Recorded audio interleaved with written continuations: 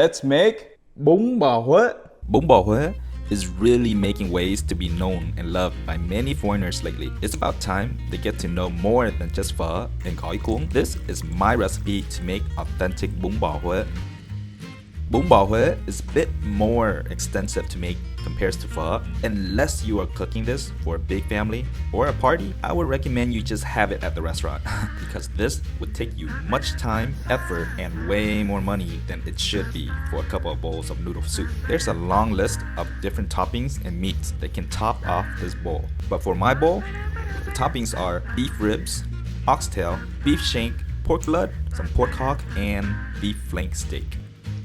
Alright, we are going to blanch our meat first. This is how we clean it. We got about 1.5 pound of beef shank, 1.5 pound of oxtail, 2 pounds of beef ribs, and 2 pounds of pork leg or pork hock, whatever you want to use. Now this is just to wash off all the dirty shit, so it's not cooking it. Don't cook it all the way through. Rinse and clean off the meats and bones.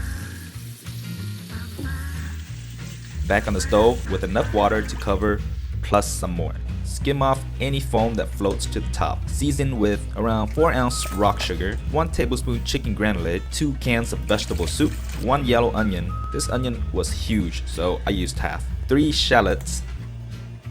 It's raining hard outside, guys. Perfect day for Bun Bo Hue. I do have fresh lemongrass here. These would be so good in a Bun Bo Hue. Got them. Let's go. Wash, clean, then bruise 6 lemongrass stalk. Tide and add to the pot. In a separate small pot with about 4 cups of water, add in the mắm ruốc. This brand is not as salty, so I'm using about half a jar. Make sure this paste dissolves well and bring to a simmer boil. Turn off the heat and skim off any foam. Let the clouds settle down a little bit before adding it to the pot. We only want the clear water on top. You do not want that in your broth. That would actually cloud up your broth and sometimes even spoil it too. Whenever these bubble things foam up, you should definitely take it out. That would help our broth to be a lot clearer. So let's make our satay. I'm using fresh Thai chili for our satay. This is gonna be a lot more spicy. Depending on how spicy you want it, you can use 3, 4, 6, however you want. A couple lemongrass, about 5 or 6 cloves of garlic, and 1 shallot. To make the natto seed oil, combine about 2 cups of cooking oil and about a tablespoon of natto seeds. Cover and microwave for at least 2 to 3 minutes. Strain over a pan and add the minced lemongrass, garlic, and shallots.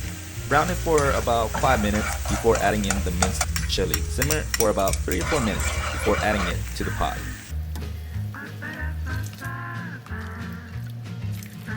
So for a big pot like this where we throw everything in, you gotta remember, the items in here have different cooking time. Now my pork hock, they're actually pretty thin, so they cook really fast. I say about 15-20 minutes. And next is the beef ribs. Those I would leave in there for about an hour or so. If you are using beef bones and beef marrow or the beef knuckles, those can take up to like 5 to 6 hours to actually get the flavor out of the bone and the bone marrow. But since we're using the oxtail and the beef ribs, those usually take only about a couple hours or so. Season with extra fish sauce and a couple teaspoons of Asian crack, aka MSG, before covering slightly with a lid and let it simmer for another hour or until the meat is tender. Remove the oxtail and beef flank. Flash them in an ice bath to keep the meat from browning and drying out. The beef shank shouldn't be as tender as the oxtail. The thin sliced beef shank will have a bouncy, crispy, beefy texture. As for the not so popular pork blood, bring a water pot to a semi-boil. Add some smashed garlic cloves, a teaspoon of salt, and a couple teaspoons of chicken granulate. Slice up the coagulated pork blood to cook faster and evenly. Gently drop in the pot and lower the heat to low. Do not let this roll boil.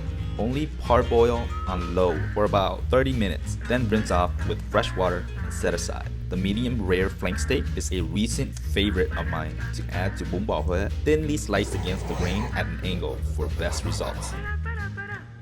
Along with all the other toppings and mixed veggies, this Bun Bo Hue bowl is a bit of overkill.